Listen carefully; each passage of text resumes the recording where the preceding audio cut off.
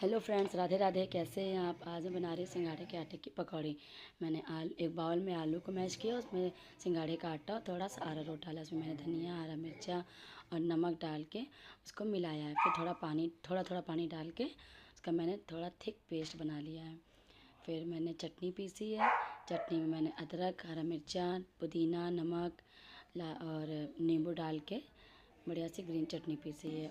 फिर मैंने कढ़ाई चढ़ाई, उसमें तेल डाला और पकौड़ी को छोटी छोटी पकौड़ी मैंने बनाई है।